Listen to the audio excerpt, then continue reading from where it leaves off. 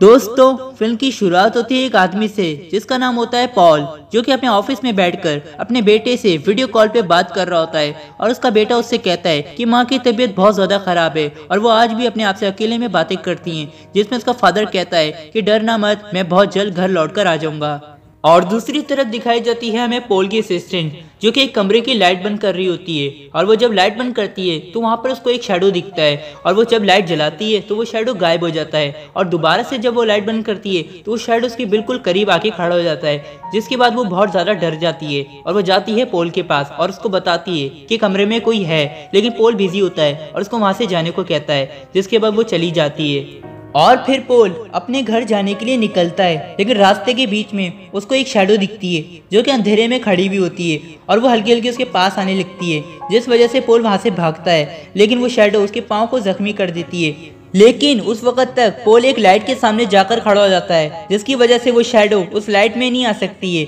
और इसी वजह से पोल वो लाइट क्रॉस कर अपने ऑफिस में पहुंचता है। लेकिन जब पोल अपने ऑफिस में पहुंचता है तो वो देखता है कि उसके ऑफिस की सारी लाइटें किसी ने बंद कर दी हैं, जिस बीच उसके ऑफिस का दरवाजा कोई बाहर से खोलने की कोशिश करता है, और वो दरवाजा जब खुलता है तो उसके बाहर कोई भी नहीं होता, जिस बीच पोल को कोई पीछे से खींच लेता है। और उसके बाद दिखाई जाती है हमें पोल की लाश, जो कि एक लाइट में जाकर गिरती है। और हम कुछ साल के बाद देखते हैं पोल के बेटे मार्टिन को, जो कि अपने कमरे में सोने जा रहा होता है। लेकिन उसको कुछ अजीब आवाजें आती हैं, जिनको चेक करने के लिए वो अपने रूम से बाहर जाता है, और वो देखता है कि अपनी मॉम को, जो कि अकेले ही अपने आप से बातें कर रही होती हैं, जिनमें वो अपनी मॉम के पास जाकर खड़ा होता है, और उसकी मॉम उससे कहती है सॉरी हमने तुम्हें जगा दिया, जिसमें वो सोचता है कि उसकी माँ अकेले ही वहाँ पर खड़ी है और हम कह रही हैं। और इसके बाद वो अपने कमरे में वापस सोने जा रहा होता है, लेकिन जब वो पीछे मुड़ के देखता है तो वो अपनी माँ के बराबर में देखता है कुछ बड़े बड़े पंजे, जिसकी वजह से वो काफी ज्यादा डर जाता है और अपने कमरे में जाकर अपने कमरे को लॉक कर सोने लगता है।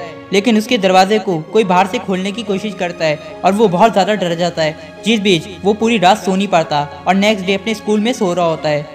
और इसी वजह से मार्टिन की टीचर उसकी मॉम को कॉल मिलाती हैं, क्योंकि मार्टिन 3 हफ्ते से ऐसे ही सो रहा था, लेकिन उसकी मॉम कॉल नहीं उठाती। और इसी वजह से मार्टिन की सिस्टर को कॉल मिलाती है, जो कि अपनी मॉम से अलग रहती है, और उसको बुलाती है, और वो वहाँ पर आकर अपने भाई मार्टिन को लेकर चली जाती है और मॉम क्या छोड़ देती है। और जाने से पहले अपने भाई से पूछती है कि मॉम कभी किसी से मिलती हैं, तो उसका भाई मार्टिन कहता है कि वो एक लड़की से मिलती हैं जिसका नाम डियाना है, और वो उससे बातें करती हैं। और उसके बाद उसकी बहन रेबिका वहाँ से चली जाती है, जिसके बाद मार्टिन अपनी मॉम के कमरे में झांकता है, जहाँ उसे एक अजीब सा साया दिखता है, जो कि उसको डरा देता है। और उसके बाद उसकी बहन रेबिका अपनी मॉम से कहती है कि मार्टिन मेरे साथ कुछ दिनों के लिए मेरे घर में रहेगा, जिसमें उसकी माँ रोने लगती है और उनको रोकने की कोशिश करती है, लेकिन रेबिका अपने भाई को लेके वहाँ से चली जाती है। और फिर दिखाया जाता है हमें रात का सीन, जिसमें रेबिका अपने घर में सो रही होती है, लेकिन उसकी आंख खुलती है और वो देखती है उसका भाई मार्टिन बेड पर नहीं है, और अचानक से उसको वहाँ पर कोई खरोचता हुआ दिखता है, जिसमें वो लाइट बंद बुझ और खुल रही थी, जिसमें उसको एक डेमोनिक शैडो दिखता है जो कि उसके ऊपर अटैक करता है। लेकिन वो जाकर अचानक से लाइट जला देती है, जिससे वो डेमोनिक शैडो गायब हो जाता है, और वो जाकर देखती है बाथ टब में, जहाँ पर उसका भाई टॉर्च जलाकर आराम से सो रहा होता है। और फिर सुबह होते ही एक लेडी उसके भाई मार्टिन को लेने आती है, क्योंकि कानूनन तौर पे उसकी मॉम यानी कि सूफी उसकी गार्डियन है, ना कि रेबिका। और उसके बाद रेबिका अपने घर में जाती है और उस जगह को देखती है जहाँ पर उस शैडो ने रात को खुर्चा होता है, और उसको देखने पे पता चलता है कि उस शैडो ने अपने नाखूनों से अपना नाम लिखा है। और उसके बाद रेबिका अपनी मॉम के घर जाती है अपने एक दोस्त के साथ, और अपने दोस्त को बाहर रुकने को कहती है ताकि वो निगरानी रख सके, ताकि उसकी मॉम जब आ जाए तो वो उसको बता सके। और उसके बाद रेबिका अपनी मॉम के कमरे में जाती है, जहाँ पर उसे अपनी मॉम का एक बॉक्स मिलता है, जिसके अंदर से रेबिका की मॉम की और डियाना की एक तस्वीर मिलती है, जिससे रेबिका को पता चलता है कि उसकी मॉम बचपन में एक मेंटल हॉस्पिटल में एडमिट थी, और वहीं पर ही उसकी मुलाकात हुई थी डियाना से, जिसको एक स्किन डिजीज था, जिसमें डियाना सूरज के सामने नहीं जा सकती थी वरना उसकी स्किन जल जाती। लेकिन वहाँ के स्टाफ को लगता था कि डियाना एक ईवल है, जो कि कमजोर लोगों के दिमाग को अपने कंट्रोल में ले लेती है। और ये सब देख के रेबिका बहुत ज्यादा हैरान होती है, और उसके बाद ये बॉक्स लेकर रेबिका अपने दोस्त के साथ वहाँ से चली जाती है। और उसके बाद दिखाया जाता है मार्टिन और सूजन, जो कि अपने घर वापस आ रहे होते हैं, और सूजन मार्टिन से कहती है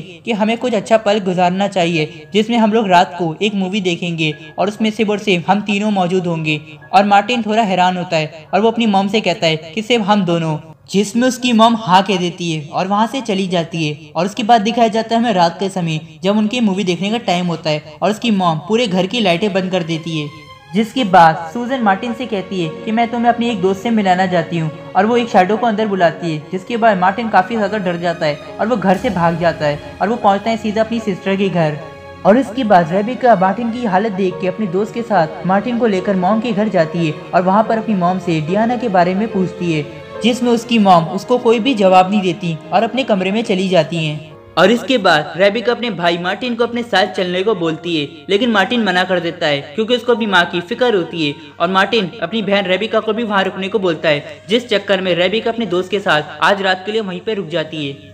और इसके बाद अचानक रात के वक्त डियाना सारे घर की लाइट कट कर देती है, जिसकी वजह से रेबिका बेसमेंट में फ्यूज चेक करने जाती है। और उसके बाद मार्टिन की आंख खुल जाती है जो कि अपने चारों तरफ अंधेरा देखता है, जिसकी वजह से वो काफी ज्यादा डर जाता है और अपने हाथ में मोमबत्ती लेकर आगे बढ़ता है। लेकिन डियाना उसको पीछे से खींचने की कोशिश करती है, लेकिन मार्टिन उसके सामने मोमबत्ती कर देता है, जिसकी वजह से डियाना वहां से गायब हो जाती है। और उसके बाद मार्टिन सीधा भागता हुआ बेसमेंट में जाता है जहाँ पर उसकी बहन रेबिका फ्यूज ठीक कर रही होती है और वहाँ पर जाके वो अपनी बहन को सब कुछ बताता है। जिसके बाद रेबिका काफी डर जाती है और वहाँ पर अचानक डियाना आती है और वो बेसमेंट का दरवाजा बंद कर देती है, जिसकी वजह से रेबिका और मार्टिन नीचे फंस जाते हैं। जिसके बाद रेबिका अपने दोस्त ब्रेड को आवाज़ें देती है और वो आवाज़ सुनकर ब्रेड वहां पर आता है और दरवाज़ा खोलने की कोशिश करता है, लेकिन उसके पीछे से डियाना हमला करती है और ब्रेड बचने के लिए अपने मोबाइल की टॉर्च डियाना को दिखाता है। और उसके बाद ब्रेड सीधा घर से बाहर भागता है, लेकिन बीच रास्ते में ही डियाना उसका मोबाइल तोड़ देती है और उस पर अटैक करती है। और वो ब्रेड को मारने ही वाली होती है कि ब्रेड अपनी गाड़ी की लाइट जला लेता है, जिसकी वजह से ब्रेड बच जाता है और वो सीधा गाड़ी लेके वहां से निकल जाता है। और फिर कुछ टाइम के बाद ब्रेड दो पुलिस वालों को लाता है जो कि रेबिका और मार्टिन को बेसमेंट से निकालती है, लेकिन अचानक से वहां पर डियाना आ जाती है और उनमें से एक पुलिस वाले को मार देती है और दूसरी पुलिस वाली डियाना को शूट करती है, लेकिन डियाना उसे भी मार देती है। और उसके बाद रेबिका ब्रेड को कहती है कि वो मार्टिन को ले जाए और मैं मॉम को लेके आ रही हूँ। जिसके बाद ब्रेड मार्टिन को वहां से ले जाता है और रेबिका अपनी मॉम को लेने जाती है। और उसके बाद जब रेबिका अपनी मॉम को लेने ऊपर जा रही होती है तो उसको बीच में ही डियाना मिलती है, जो कि उसको उठा के सीढ़ियों से नीचे फेंक देती है। और जिसके बाद डियाना नीचे आती है और रेबिका को मारने ही वाली होती है कि रेबिका की मॉम वहां पहुंच जाती हैं, जिसके हाथ में एक गन होती है और उस गन से वो डियाना को शूट करती है, लेकिन डियाना को कुछ नहीं होता। जिसके जवाब में डियाना कहती है कि मैं तुम्हारे दिमाग से कनेक्टेड हूँ, जिसकी वजह से सूजन अपने बच्चों के लिए अपने आप को सेक्रीफाई करती है और अपने आप को शूट कर लेती है। जिसके बाद डियाना भी वहां से गायब हो जाती है और हम देखते हैं कि ब्रेड और पुलिस वालों को बुलाकर रेबिका को रेस्क्यू करवा लेता है। जिसके बाद ये मूवी एंड हो जाती है।